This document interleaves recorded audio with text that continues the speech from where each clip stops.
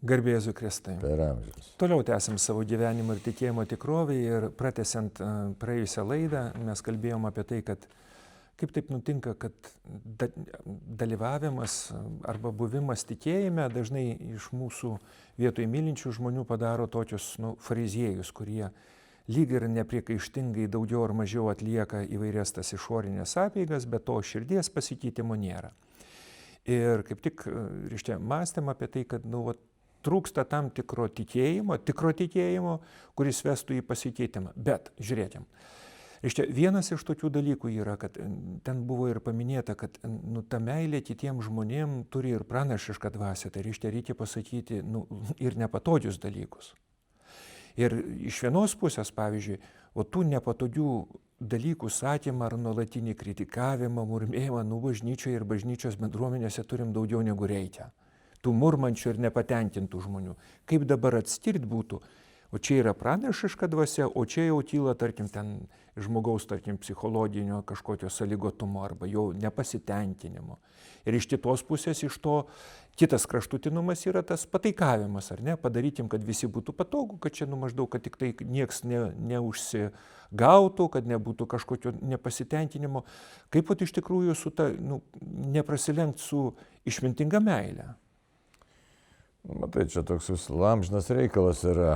Ir mes pažiūrėkime net ir tą bažnyčių, jeigu kalbam apie bažnyčias, pavyzdžiui, ar bendruomenės kokias, tai net ir apie apipavydalinimą ar puošybą, žinai, neretai žmonės puola ten tų visokiausių kokių vazelių pristato, dar kokių, sakysim, kartais toks pavadinkim prastas skonis būna. Bet kodėl tai vyksta? Vyksta todėl, kad žmogus paprastai, nepaprastai, bet galbūt kartais neatskiria esminių dalykų nuo neesminių. Tai va. Ir šeimose tas vyksta, ir daug kur vyksta gyvenimas, ir mūsų pačių kasdienybėje, kaip atskirti svarbius dalykus nuo nesvarbių. Čia yra visa išmintis iš tikrųjų ir to prašyti reikia Dievo. Yra toks gražus paprastas paaiškinimas, kad sako, kuo skiriasi išmintis nuo durnumo. Išmintis žino svarbius dalykus, o durnumas smulkmenose. Tai va, taip, kad čia kita vertus yra dar kita problema vis tiek. Minčiau, kad labai daug tokių ir asmeninių, ir psichologinio pobūdžio, tai yra tokių, ir dvasinio pobūdžio problemų. Dabar kokių? Daug lengviau kritikuoti kažką, vietoj to, kad atskirus esminius dalykus pasidžiaugti. Tai čia tas balansas, toks disbalansas, sakykime, tarp tokio, gal nesaugumo ir dėkingumo ir džiaugsmo. Jeigu aš jau esu bažnyčioje, net aš pirmiausia savo turiu atsakyti, tai kur aš atėjau? Tai čia vėl žiūrėsim įvairiai, tai jeigu aš atėjau pas Dievą, tai aš su juo pirmiausia ir bendrauju. Ir savo sprendžiu asmeninius reikalus. Galim taip liaudiškai pasakyti. Aš ką darau? Pagal maldos principus, ne pagal maldos principus, visą laiką nepamiršti, labai svarbu. Pirmoje vietoje, žiūrėsim, katekizmas labai aiškiai įvardina. Pirmiausia, aš šlovinu Dievą, ne? Šlovinu. Ką reiškia šlovinu, tai aš ateinu, žinau, kad Dievas yra, tiesiog kodėl šlovinimas čia atskira tokia tema, bet trumpai. Kad tiesiog kaip absoliuta visiškai, net ta, kuris pranoksta mano protą, ne? Tada garbinu aš Dievą, galiu garbinti, tai reiškia, kad aš protą nuleidžiu ir padėkoju štai Dievė nuostabiai žemę sukūrei, saulę, taip toliau, bet tai susijęs su šlovinimu, gerai. Tai vienas veiksmas, ne? Tai pirmiausia turėčiau nepamiršti, tai dauguma ko gero mūsų pamirštam, kad atėjau Dievą šlovinti, nes į tai įgūsti reikia, ne? Tai čia tikrai įgūsti, nes paprastai kaip daroma, atėjau, persižegnau, atlikau kažkodėl čia sukalbėjau, kokią maldelę kalbėjau, nekalbėjau, bet paskui kažką tai ten, paprastai, ko gero taip galvoju. Dauguma mūsų prašymo maldos. Dieve, duok tą, padaryk aną, sveikatų savo, anūkam, taip toliau. Tai, o pirmiausia, turiu šlovinu. Tada, reiškia, dėkoju Dievui. Dėkoju, tai galvoti, už ką aš galiu dėkoti. Trečias dalykas, atsiprašau. Atsiprašau Dieve, nes prisidirbau, daugiau mažiau prisidirbau. Ne? Ir tada paprašau kažko, tai tada vėl dėkoju jam. Tai tokios paprastai dvasinė literatūra, dvasinė kelionė. Katekizmai įvardina tokią, sakytume, galėtume sakyti, 5 pirštų tą tokią sistemą, kalbant apie tai, kaip einu į maldą. Tai tokio situacijoje, tai nelabai man ten turėtų rūpėti, kas ten kažkur šalia ten ar kosi, ar čiaudo, ar dar kažką tai daro, ar klūpia, ar neklūpia. Ne. Bet jeigu esam bendruomenė, tai paskui galim galvoti, kaip ta bendruomenė vis dėlto kam jin pašaukta yra.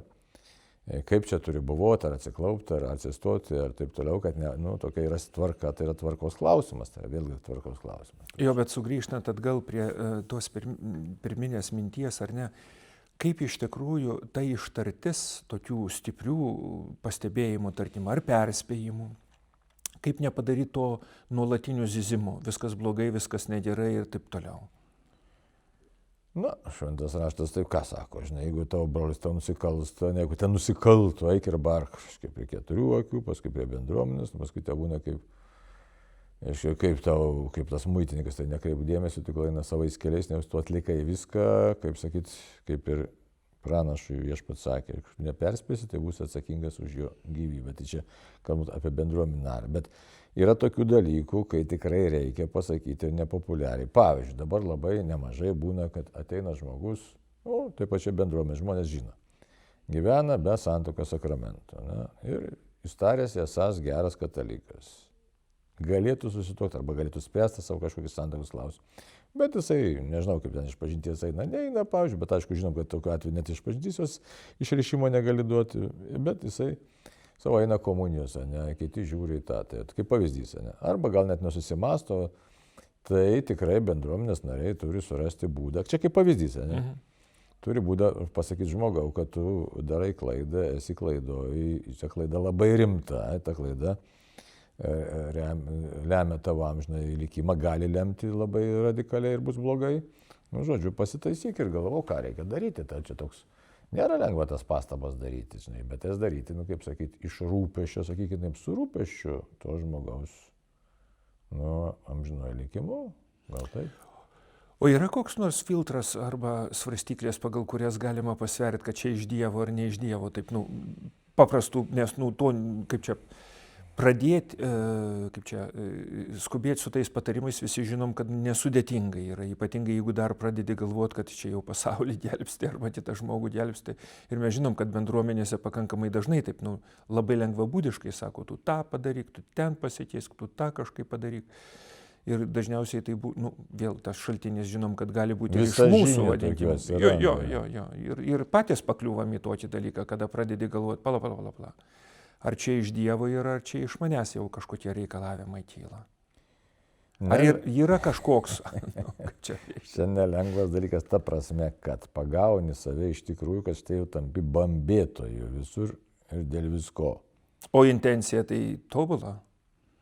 Ja, bet čia yra, kaip sakyti, ir dvasiniai autorius, ir dykumų tėvai, ir nematoma kova, ir bet kuris, ar ten, nesvarbu, kempietis ar kas nori.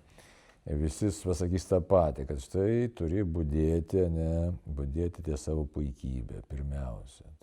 Ir visas tas bambėjimas jau mūsų, jeigu ten yra kažkokios tai nuodėmės, kaip minėjau, net kad tu žinai, sakysim, viešas papiktinimas, jeigu iš tikrųjų ten yra žmogus gyvenęs santuokoje, eina komunijos, o kitais atvejais, tai žinai, tas bambėjimas visą laiką susijęs su asmeninė puikybė, nes paskui tampi bambėtų visur visada ir tada ir vyskupas netaip daro, ir popiežius netaip daro, ir kaimynas, visi netaip daro, o kai paklausi, kaip reikia teisingai daryti pats savęs arba kai kitas, ir pasirodo, kad nieko nesigauna.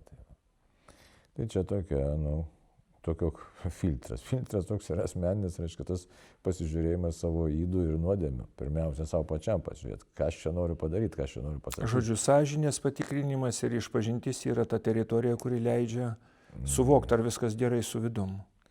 Tai vienas dalykas. Kitas dalykas, kartais tokius bambėtojus ar tokius visažinius, tai ir bendruomenė reiktų pristabdyti, tik nežinau net kaip, nes jie labai greuna bendrą nuotaiką. Labai daug bendruomenėse greuna, nes skambina viens kitam, aiškina, ar viena kitai tenai viskas negerai, kažkas negerai, žinai, čia apkalbos prasideda, tada žmonės susikiršinę, žiūri viens į kitą. Tai nėra bendrystės dvasios, tai iš tikrųjų tai yra toks akivaizdus piktojo veikimas, kad sugriauti tą bendrystę. Tai vėlgi klausimas, ar kieno įrankis esu, ar aš nešu tikėjimą, viltį ir meilę. Bet dažniausiai, kalbantys su tokiais žmonėm, jų intencija yra tokia, kad jie atpažįsta tame, tokį tarsi Dievo dvasios pakvietimą būtent jau taip pirštų durti į kito žmogaus silpnybę ar nuodėmę, kuri gali būti kartais ir konkreti arba įsivaizduojama. Na, žinai, būna visokių dalykų, nes aišku, faktiškai reiktų, kad tas žmogus, jeigu taip nori pastabą daryti, ne kaip jau, tai turi pirmiausia su to žmogu pasimelsti, papasnikauti. Žodžiu, įdėti asmeninių kažkokių. Bet būna net, kad ir įdė dažnai, čia būna ir visokių sutrikimų, nes būna, kad jau įsivaizduoja, kad taip išgelbės, tą kitą žmogų, ten meldžias keliais eina, o savo išganimą nesirūpina. Tai, žinai, tačiau štai toks labai sąlyginis dalykas, visokių tų atvejų būna. Tai sakyčiau, kad čia, nežinau, galim pagalvoti, kokį mes čia tokio greito recepto nerasim, nes vis dėlto receptas būtų toks. Pirmiausia, žmogus turi rūpintis kaip. Principai aiškus. Dievo garbė, mano sielos išganimas, kito žmogaus sielos išganimas. Tai ar mano gyvenimas teikia ir mano kalbos garbė Dievui, aš elgiuosi taip, kad mano siela būtų išganyta. O ką reiškia, apgalvok savo darbus, ar pakankamai atgailavau už savo darbus, tai va tada gal mažiau norėsis ten kažkam, tai kaip sakyt, lysti akis ir kritikuoti, nes kaip dykumų tėvai sako, tai jeigu tu ten nematai savęs kaip didžiausio, ta prasme, bet ta tikrąja prasme, nes matot, gali būti psichologinis toks dalykas, kitas mušas į krūtinę, aš koks baisus nusidėlės, čia tokia dar viena puikybės forma, reiškia, tas supratimas, kad aš esu tikrai nusidėlis, ribotas labai. Čia yra Dievo dovana, tokia gili Dievo dovana, jos reikėtų prašyti, nes čia yra labai įdomus momentas. Šitas supratimas, kad aš esu, tiesiog dulkė, jisai nežemina, jeigu tikras, tai jis nežemina žmogaus. Nes jis yra Dievo šviesoje. Taip, jis nelieki vienas pats su savo. Ir ne tik, bet tu išgyveni, kad štai aš esu dulkė ir Dievas yra su manimi. Tai nušvinta viskas. A jau kai žmogus ten žemina, ten žinai, tokias kalba, šaroja kažką, tai burba, ten arba mušas, tai ten yra veidmainystė. Labai daug veidmainystės, tai geras žodis, tai gal sakyčiau, jeigu norim sugyventi vieni su kitais, tai pasižiūrėkime, ar nesam veidmainiai, tai pamatysim daug veidmainystės. Tai Gerai, čia yra vienas kraštutinumas, ar ne, nes mes kalbėjom apie tai, kad kaip netapti fariziejų mylint artimą žmogų. Ir tas vienas iš klystkelių yra tas nuolatinis įsivaizdavimas, kad aš esu skirtas tam, kad nuolat nurodyčiau svetimas ydas. Ir tas toks apibendrintas patarimas, reiškia, su dykumos tėvais yra gerai pasižiūrėk, ar matai savo griekus. Reiškia, ar savo nuodėmės matai ir jeigu matai, tai ar kaip sekasi susitvarkyti prieš patariant kitiems susitvarkyti. Dabar kitas kraštutinumas, kuris ateina galbūt, reiškia, pakankamai vėl dažnai, nes, dabar Europoje yra įprasta politkorektiškai kalbėti ir kartais mūsų, reiškia, ir Dievo žodis skelbimas yra toks, kad tik neužgautų ir žmonės darosi tokie, pakankamai lengvai užsigaunantis. Kaip nepadaryti tiesiog gražios pasakos arba pasakojimo apie pasaldintą Jėzų, tiesiog nutylint arba nekalbant apie pakankamai nepatogius dalykus, kuriuos kalba Dievo žodis ir šventasis raštas. O čia jau iš tikrųjų labai įdomus dalykas, čia vėlgi tas pasitikėjimo klusnumas ir Dievo bei artimo meilė. Jeigu aš tikrai noriu išganimo ir Dievo garbės ir išganimo, tai aš žinau, kas yra Jėzus, tai jis tas, kuris atnešė laisvę nuo nuodėmės, žinau, kas yra nuodėmė. Aš žinau, kad tai Dievas yra tas, kuris tikrai myli, bet kuris neapkenčia nuodėmės. Ir tas visas pudrinimas, kad ten, kur nuodėmė atseit nenuodėmė, tai netinka visiškai. Kitaip tariant, buvojimas tiesoje. Tai galim pasižiūrėti, katekizmas 166 labai gražiai sako, tikėjimas yra asmeninis aktas, tai reiškia, kiekvienas žmogus apsisprendžia. Ne? Laisvas žmogaus atsakas į save reiškiančio Dievo kreipimas. Tačiau tikėjimas nėra atskiras aktas. Niekas negali pats vienas tikėti, kaip negali pats vienas gyventi. Niekas nėra pats sau davęs tikėjimo, kaip nėra sau davęs gyvenimo. Tikintysis tikėjimą yra gavęs iš kitų ir privalo perduoti kitiems. Mūsų meilė Jėzui ir žmonėms verčia mus kalbėti kitiems apie savo tikėjimą. Tad kiekvienas tikintysis yra tartum viena grandis didžioje tikinčių grandinėje. aš negaliu tikėti, manęs neremia kitų tikėjimus, o savo tikėjimu palaikau jų tikėjimą. Tai dabar kokį tikėjimą palaikyti? Tai jeigu aš melą palaikysiu tiesą ar tikėjimu, tai ką aš padarysiu? Aš iš tikrųjų ir pats, jau viskas, tampu faktiškai ne Dievo, bet šėtono tarnu ir kitas stumi tą pačią, kaip sakyt, nelaimę. Taip, kad šitas koordinačių sistema labai aišku. Štai šitoje vietoje, kas, sakysim, prieštarauja, čia, žinai, tikėsiu tik dvasioje. Labai aišku, yra įsakymai, įstatymai, ta prasme, bažnyčios katechetinė formulė, štai kad Naujasis testamentas yra, tai yra 10 Dievo įsakymai, bet jie pateikiami katechetinė formulė, yra 5 bažnyčios įsakymai, yra nuodėmė samprata. Tai ir viskas, ir nuodėmė yra nuodėmė, ir jeigu tikintysis bando užmaskuoti tą nuodėmę, tai jis reiškia meluoja. Taip, kad čia yra melo dvasia, tai mes žinom, kas yra melo tėvas, taip, kad čia bandymas, tas, kaip sakė, politkorektiškumas, tai jis yra tiesiog išsisukinėjimas nuo pranašiško buvimo, nes pranašiškas buvimas yra platus toks yra. Tai aš kalbu tiesą, bet tuo pačiu tiesą apie Dievą ir apie žmogaus nuodėmę ir žmogaus būvį. Bet kalbu tiesą, kad štai Dievas laukia ir kviečia ir veda nusidėjusių žmogų, jeigu jisai išgirsta Dievo kvietimą. Taip, kad čia, žinai, tas už tai politkorektiškumas, tai yra pranašiškos laikysenos išdavystė, drąsiai galim pasakyti.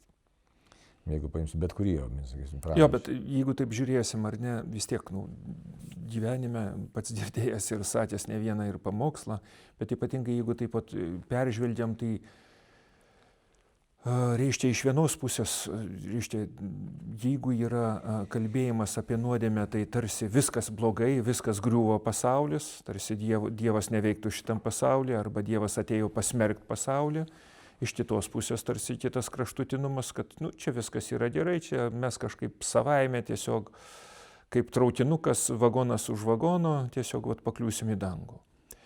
Kaip dabar išlaikyti tą pusiausvyrą kalbėjimą, ar ne, reiškia, kad iš vienos pusės tikrai pasižiūrėti, ar mūsų kalbėjimas atitinka mūsų gyvenimą, ar tikrai matau savo nuodėmės ir kaip man sekas kovoti, o kaip dabar būtų, koks tas filtras su tuo politkorektiškumu, iš vienos pusės nebambėti, nelaiku, iš kitos pusės pasakyti tai, ką turiu pasakyti.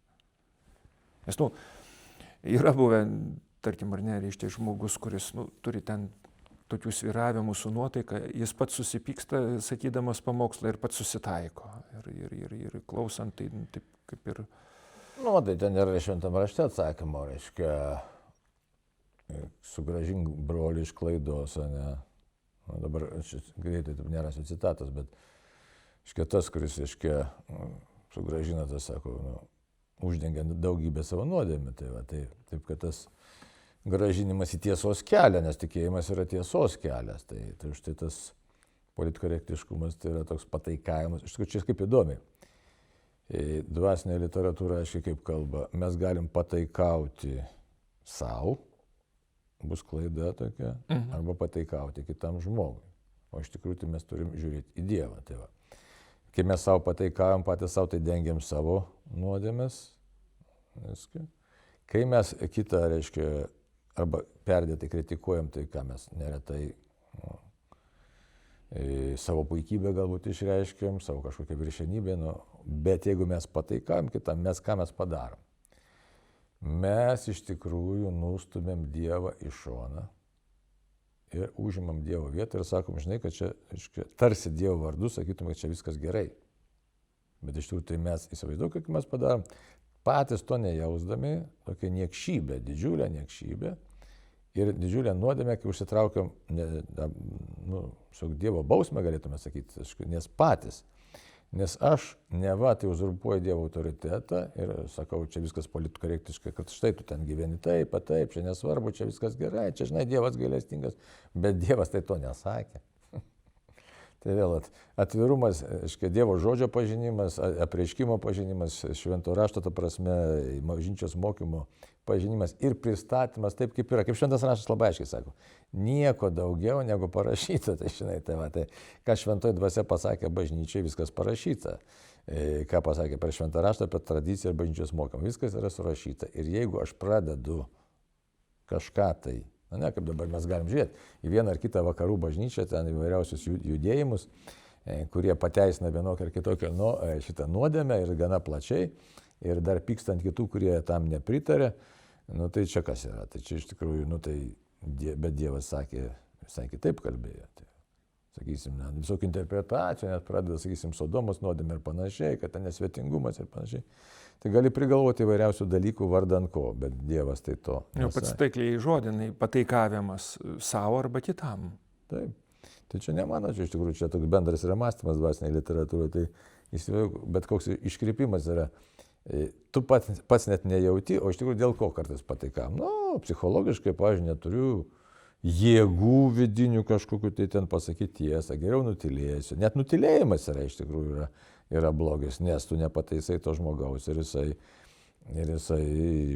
toliau gyvena savo nuodėmį, o jeigu gyvena nuodėmį, tai jisai eina į pražūtį. Nu, tai o jeigu dar skelbi neva kažką, tai iš vis, ar ypač jeigu kunigai ar vyskupai skelbia, nu, kad ir tikintieji, bet tai kiekvienam kunigui vyskupui tai jau pareiga iš paties, kaip sakyti, sakramentinio buvimo skelbti Dievo tiesą, tai ką tada darai? Tai tada jau tu iškreipi Dievo žodį, nu, tai čia galime įvairiai sakyti, erezija dar panašiai, bet esmė tame, kad šitokioj vietoj savo pranašystę iškreipė, tiesiog išmainai ir viskas. Tai va čia tas užėmimas Dievo vietos, jisai, nu, ne tai, kad meškos paslaugą padarėsi, čia sugriauna viską.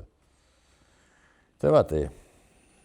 Duok Dieve iš tikrųjų mums išminties ir šventosios dvasios vedimo, kad tikrai galėtumėm reiškia su Dievo pagalba išlaviruoti tarp bambėjimo ir to politkorektiško kalbėjimo, kad sakytume ir vykdytume Dievo valią. Tai va, taip, kad tiesiog, nu, neužtenka pasakyti sveiko proto, čia reikia tokio troškimo.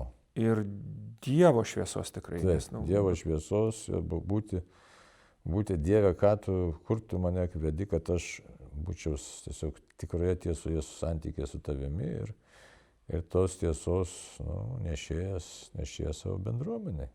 Amen. Amen.